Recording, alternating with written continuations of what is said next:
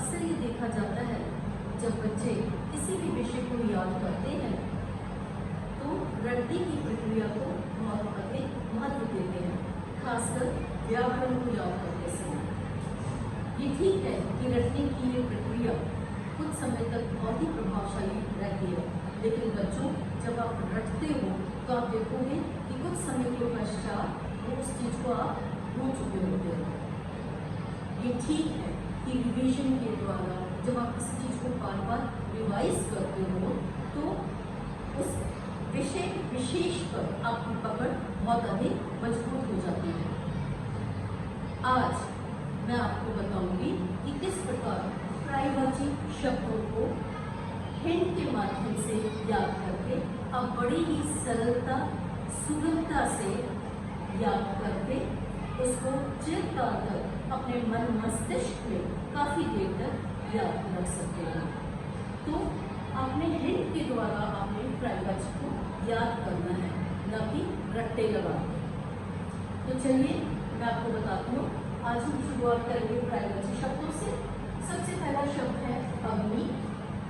अग्नि जैसे आपको पता है अग्नि का मतलब ही आग होता है। हम अब आपको बताएंगे कि इसको देखो, ज्वाला, ज्वाला जी के मंदिर में हमेशा जोत जलती है, ज्वाला। आप इसको इस तरीके से याद करोगे, ज्वाला, ज्वाला जी माता का मंदिर, उसमें हमेशा जोत जलती है और ये जोत बड़ी ही पावक होती है, ठीक है।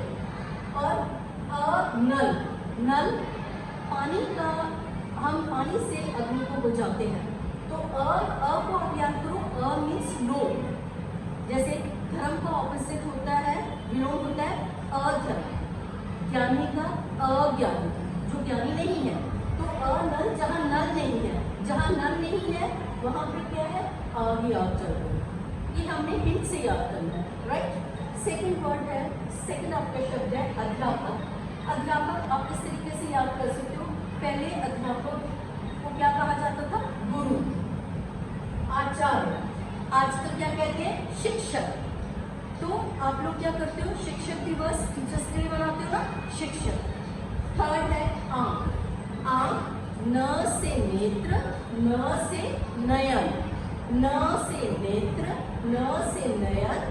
और नेक्स्ट है लोचन विलोचन। आप इस तरीके से याद कर सकते हो, लोचन विलोचन, ये दो असुर है, राक्षस है, राइट। लोचन विलोचन, देखो हमने हिंट से याद करना है। न से नेत्र, न से नयन, लोचन विलोचन, ये दो असुर भाई हैं। नेक्स्ट कमल। कमल है जलज। जलज का मतलब क्या है, जल, जल में जन्म लेने वाला, यानी पानी में जन्म लेने वाला। आप सबको पता है कि कमल कहाँ खिलता है, पानी में, राइट।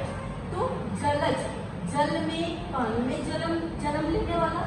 नीरज, अब नीर को भी क्या कहते हैं, पानी। तो जल है जल, पानी में जन्म लेने वाला। दूसरा है सरोज राजीव। आप ये देख लो कि हमारे पड़ोस में दो भाई बहन रहते हैं, उनमें से बहन का नाम है सरोज, भाई का नाम है राजीव, राइट। नेक्स्ट है कृष्ण। कृष्ण आप सबको पता है बेटे कि कृष्ण के असली जो जन्म देने वाली माता है उनका नाम था देवकी।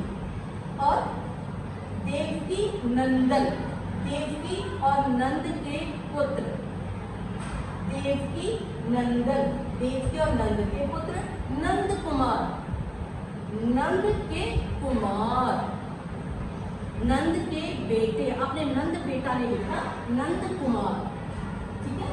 नंद लाल, इधर भी नंद कुमार आया, इधर भी नंद लाल, नंद के लाल, लाल इज बेटा, लाल का मतलब होता है बेटा, तो नंद लाल।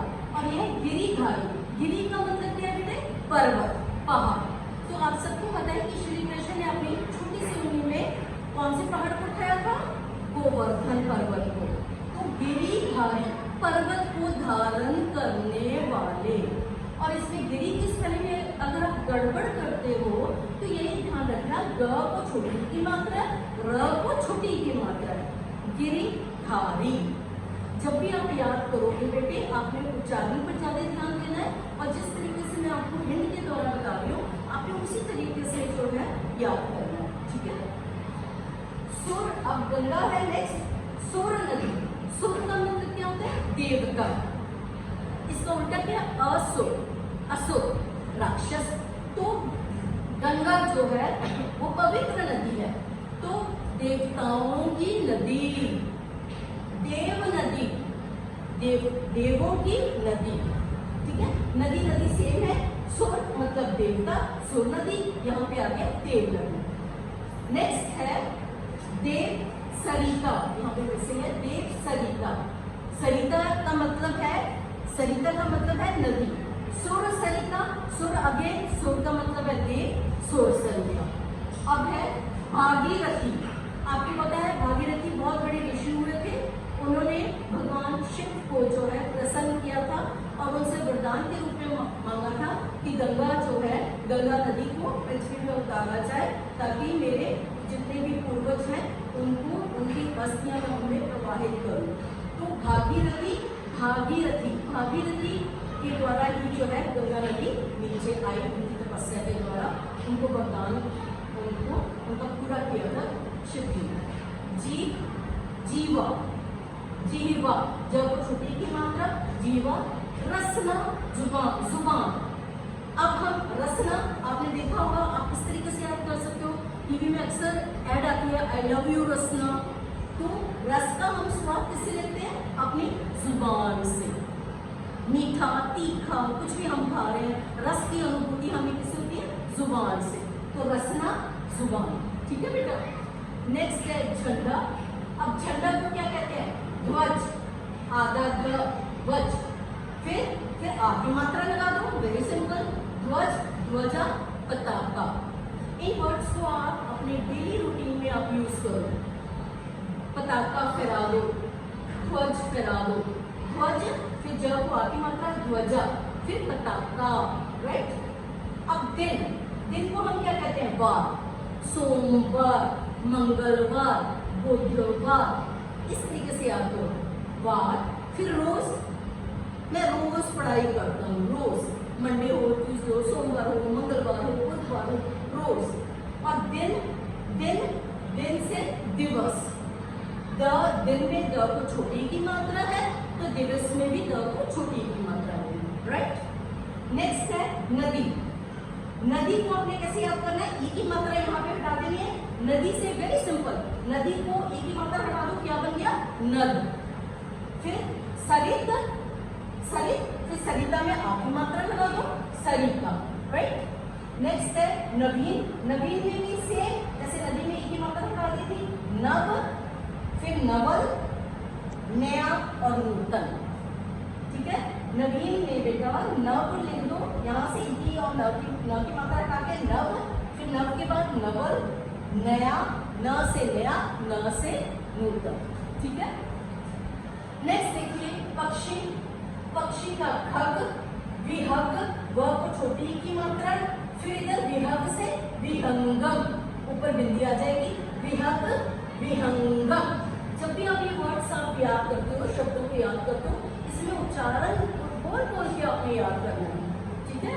जितना आप बोलोगे आपका उच्चारण सही होगा, और बोलते समय जो है आप उसी तरीके से जैसे जैसे वर्णों का आप उच्चारण करोगे आप वो ही लिखते जाओगे, ठीक है। नौका, नौका जैसे आपको याद है नाव, ठीक है, नाव। अब नैया, तरी, पानी में तरी, पानी में चली, चली रे चली मेरी नैया तरी, ठीक है। नाव, इसको गा के भी आप बोल सकते हो, चली रे चली मेरी नैया, चली नहीं लिखना, चली की जगह तरी बोलो, ठीक है, तरी। पहाड़, पहाड़ को क्या करेंगे हम? पर्वत। अब भूधर, भू मतलब होता है भूमि, भू क्या मतलब होता है? भू, भूमि, धर धारण करने वाला। अब पहाड़ क्या है? भूमि को धारण करने वाला। नेक्स्ट है भूमिधर, भू, भूमिधर एज इट इज यहाँ पे ले आना है, भू का भूमि हो जाना है, राइट, भूमिधर।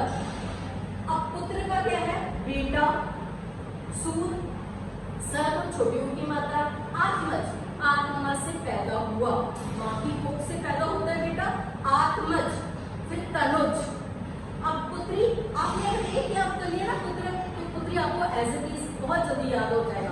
देखो जैसे हम लड़कियों के लिए लिखते हैं, लड़कों के लिए लिखते हैं बालक, लड़कियों के लिए बालिका, लड़कों के लिए छात्र, लड़कियों के लिए छात्रा, ठीक है। तो उसी प्रकार बेटों के लिए पुत्र के लिए बेटा, यहाँ पे पुत्री के लिए हो जाएगा बेटी, ई की मात्रा लगानी है, आ की मात्रा लगानी है, सूत सूता, सब छोटी की मात्रा, आत्मज आत्मजा, तनुज तनुजा, तनुजा, पृथ्वी पृथ्वी का क्या है, धरती, ठीक है। बहुत कॉमन वर्ड है, बहुत कॉमन शब्द है ये, पृथ्वी धरती। अब क्या याद क्या करना है, अचला, फिर अगेन धरती को हम मां के रूप में लिखते हैं, आ की मात्रा लगानी, ठीक है। अचला, अ मीन्स नो, नहीं, जो चल नहीं सकती, तो जो नहीं चल सकती पृथ्वी एक जगह पे रहती है, ठीक है ना। अगर आप कहो कि आज आप जलंधर पे खड़े हो, कल को कहो जलंधर जी चलो आप पठानकोट में पहुंच जाओ, नहीं, तो वो धरती जो है वो वहीं पे रहेगी, धरती अचला, जो चल नहीं सकती। फिर भूमि, भूमि में मां को छोटी की मात्रा हटा दो, भू, राइट। फिर फूल कैसे याद करना है, अब मेरा नाम है कुसुम, आपको पता है ना, तो कुसुम है, तो कुसुम, कुसुम, कुसुम की बहन है सुमन, ठीक है। सुमन और सुमन, फ से फूल, इसको पुष्प भी कहते हैं। प को छोटा प की मात्रा है, तो पेट कटा श आधा है, ठीक है। इस तरीके से याद करो, कोई ये नहीं करना प को बड़ा ओ डाले या श, आप इस तरीके से याद करो, प को छोटी की मात्रा है तो पेट कटा श भी आधा ही आएगा, राइट। नेक्स्ट है माता, माता बहुत इजी वर्ड है, माँ, मैया। आपने देखा होगा कृष्ण का जब हम पढ़ाते हैं तो उसमें मैया मोरी, मैं ही माखन खायो, मैया, माँ मैया, जननी।